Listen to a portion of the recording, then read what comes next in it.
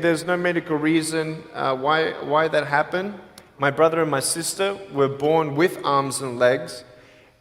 And sometimes in life, things happen that don't make sense. My doctors never thought that I'd be able to walk. And today,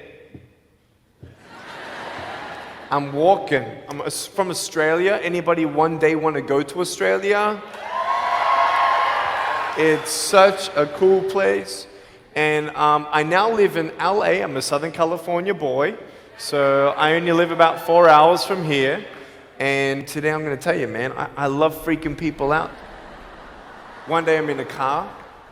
I'm in the front seat. I'm not driving, of course. Can you imagine if I'm driving a car? They reckon they can put a joystick, that thing that controls my wheelchair, we can put that in a car. Like, how fully sick is that? Like, imagine if I get pulled over by the cops. Can I have your driver's license, please? Yeah, but it's over there. You're going to have to get it. Imagine if I'm in big trouble. Put your hands up. Get out of your car.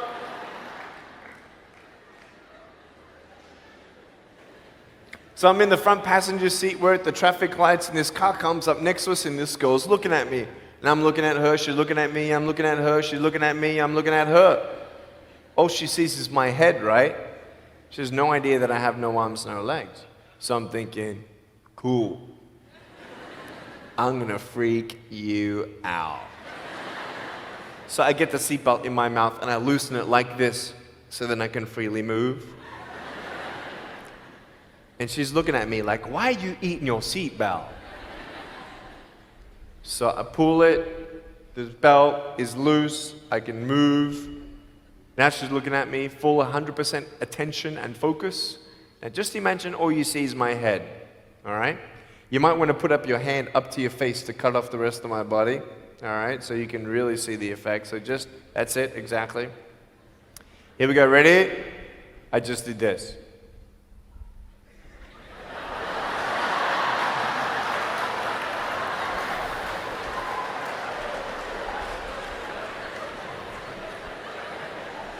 And her face, man, she was like,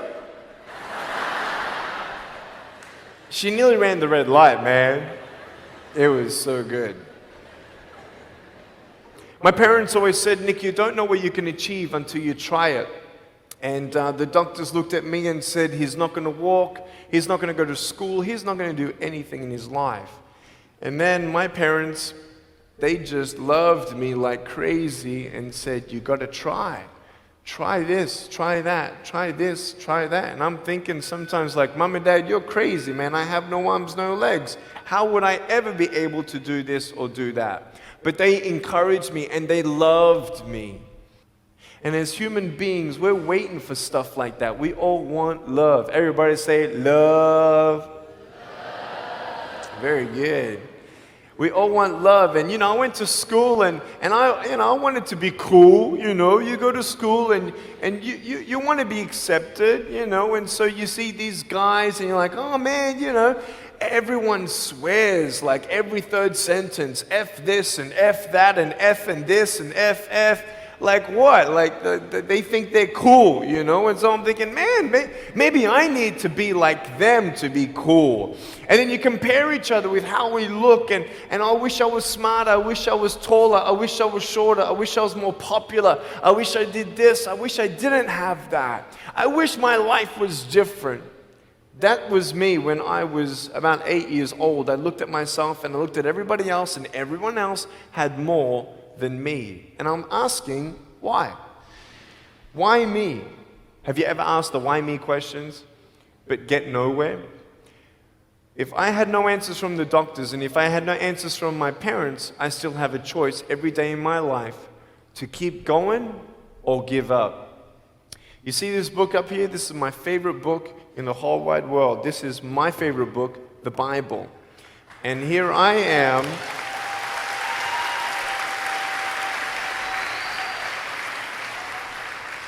And here I am, and for me, that's my full potential in all that I can be here on earth. And so encouragement takes me closer to all that I can be, and discouragement takes me away.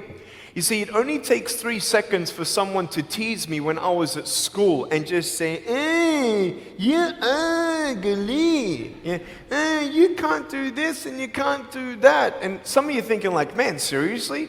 You had kids picking on you? Like, how heartless are those kids? Picking on me with no limbs, like you would probably say, well, I'm not that bad. I wouldn't pick on a kid with no limbs. But why would you pick on anyone? Well, because it's fun. It's just culture. Okay, we'll get to that. But for me facing all that stuff, I'm getting these seeds. Everybody say seeds. S-E-E-D-S, seeds. Have you seen the pictures of the sequoia reds up here in California?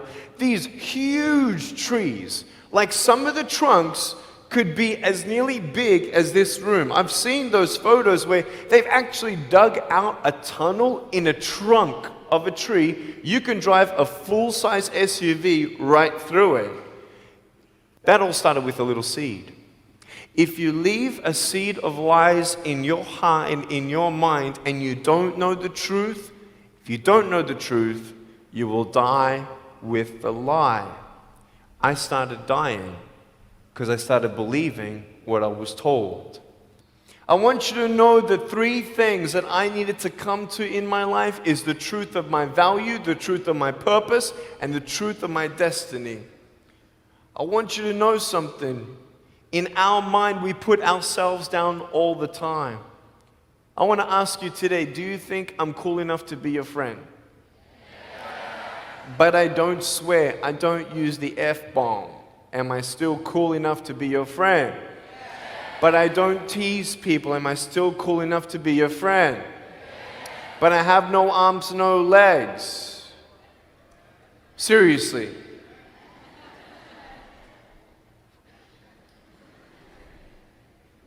You would be my friend even though I have no arms, no legs.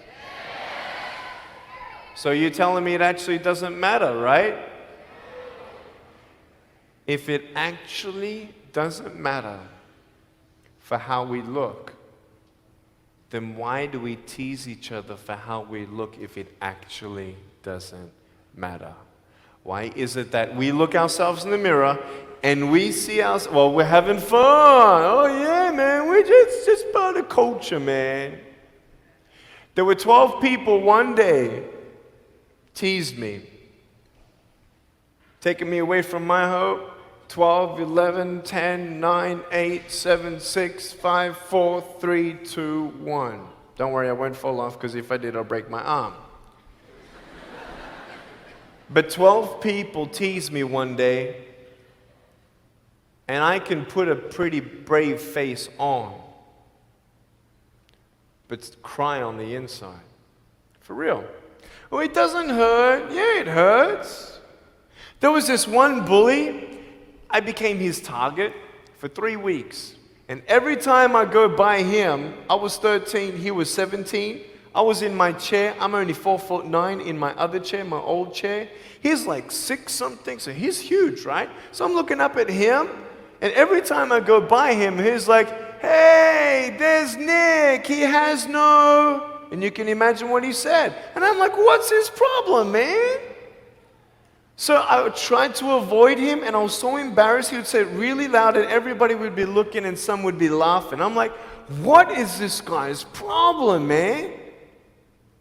So one day, after 3 weeks, I went up to him, and I said, hey. He's like, hey. I said, can you please stop it? He said, stop what? I said, stop teasing me. He said, what are you talking about? I said, every time I walk by, you say that stuff. He's like, what stuff? He didn't know how to take me on. So I'm looking at him and said, no, man. Every time I walk by, you say exactly this, and I want you to stop. I forgive you, but stop it. He's like, oh, is that hurting you? Now, I could have said, nah. Or I could have said, yeah. It takes a level of humility to actually say, actually, I don't like that. It's killing me. And I said, yeah, it's hurting me. He said, all right, I'm sorry, man. I was just, playing around. He said, give me a hug. He said, what? I said, give me a hug. He was like, all right. So I gave him a hug. I'm a hugging machine. We made the Guinness Book of World Records. 1,749 hugs in 1 year. We did it last year. My arms fell off, all right? The scary thing about hugging so many people is that anyone can just pick me up and take me home, all right? Like, what am I gonna do? Like, eat them or something? Like, pretty mean headbutt, right? I want you to know that you might be playing around. I could pretty much say that 98% of you have teased someone in your life. I tried to commit suicide because of people who thought they were having fun, not knowing the hell that I was going through. The people you're teasing, what if the person you're teasing is the person who's thinking of committing suicide? What if the person you're teasing is the one who's tried to commit suicide, who hates their life because of you?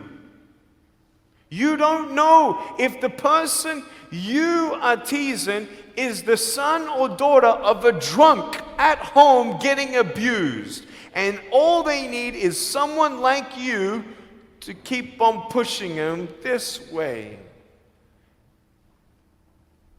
We need hope. So find something else to do. Find positive things in your own life. I don't care about how you look. I will never, ever, ever tease you. I will never tease you. I could tease you. I could be tough. People thinking that bullying is tough. It ain't tough. My wheelchair, this is tough. This thing, man. I'll tell you something. You ready? This wheelchair. This thing's so tough. When my friend built this for me, he said, you're gonna love it. I said, what, does it go fast? He said, no, but it's tough. And I said, well, what do you mean? He said, you'll find out. The torque in these motors at the bottom, at the back, this thing, if someone's holding it, I'm telling you, it can go 90 degrees. I went 80 degrees up. All right? Someone's holding me to make sure I don't tip back. My wife, she loves shopping with me because she just jumps on the back and we go shopping. Like, she just shops and shops because she doesn't drop, right? We just go and do it. It's fun. Now, what I tried one day to do, you'll never believe me, maybe you will, just know that every word that comes out of my mouth is not an exaggeration. One day, I needed to move a car. So I got my wife to put my car, my 66 Chevelle, in neutral. It's a 2.5-ton car, and I backed it back with this thing. Just like this, like nothing. This thing is tough. Guess what? The definition of tough means it's strong.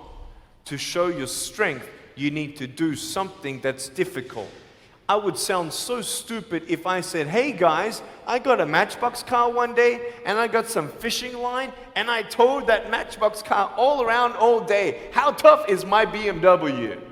That's stupid. That's the same thing with bullying. You think you're tough? You're trying to show your strength? That's not your strength. Let me come back in 10 years and let me get your anyone have a 3-year-old nephew? Anybody have a 3-year-old nephew? Cool, put your hands down. I will get any one of your 3-year-old nephews, bring them tomorrow night at where I'm speaking, and we're gonna put him up on stage and let me show you how tough I am. We'll get your 3-year-old nephew and we'll put him up here on the table and let me tease him. Let me show you how tough I am. That's what you are. I could pick on you, you biggest bullies. I could pick on anything you like. Any singer, any music that you like, I could tease you. I could tease your family. I could tease your friends. I could tease about the movies that you think are really cool. I could tease anything about you. I could tease you about your nose, your eyes, your teeth, your chin, your hair, your ears, your elbows, your knees, your whatever, man. I can tease you about anything. It ain't hard, just like you can tease me. You want to know what tough is? Go to the people you teased and say sorry. You want to know what tough is? Go up to the people who still tease you and say, hey, stop it. I forgive you, but please stop it. That's tough. I want you to know something, the truth of who you are. I don't care what job you get. I don't care. I don't care how smart you are, everyone. I don't care. I don't care. I love you and I believe in you. I don't care if you end up being a janitor in this school. I'll tell you why. Because the janitor in my high school inspired me to be a speaker. He changed my life. He said, you should be a speaker. You know what I said? You're crazy. He said, no, really, you need to be a speaker. I said, stop it, man. 4 months later, he twisted my arm, and I said, yes. I spoke in front of 10 people, then another 10, then another 10, then I found myself in front of 300 sophomore students. And 3 minutes into my speech, half the girls were crying, and one girl in the middle of the room started weeping, and she put up her hand and she said, I'm so sorry, can I come up there and give you a hug? And in front of everybody, she came up and she hugged me and she cried on my shoulder and she whispered in this ear, thank you, thank you, thank you. No one's ever told me that they love me. No one's ever told me that I'm beautiful the way that I am. It was because my parents told me that I was beautiful that I'm still here. Some of you don't have those parents, and that's why I'm here. I love you and you're beautiful just the way you are. Never, ever give up.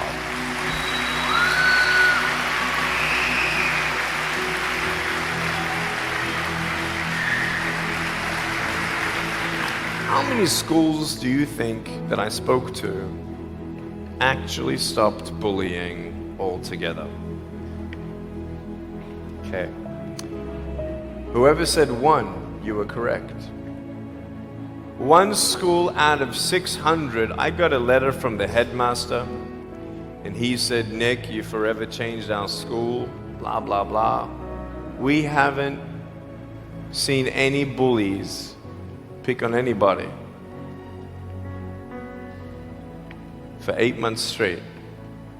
We don't know what happened, but in the best words that I can describe, there's just a new thought in the air that it just ain't cool anymore. It just ain't cool. I want to ask you,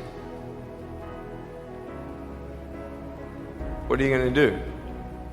Are you going to continue on at the risk of knowing that in each section, this section right here, 5 people already trying to commit suicide?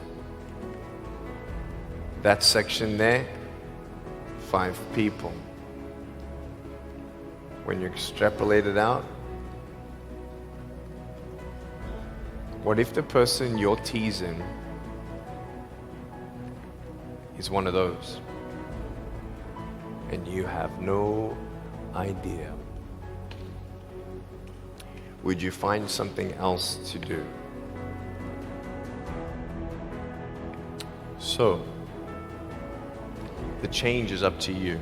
If you want to see more love in your school, be love. If 50% of the school come together and say, you know what, it just ain't cool anymore, the people who think it's still cool, every time they look down upon you, I want you to imagine my face looking at you. Because I'm telling you, everyone you're teasing is my brother and my sister. And you're my brother and you're my sister. And I'm asking you to stop. Love yourself a bit more. Love each other a lot more.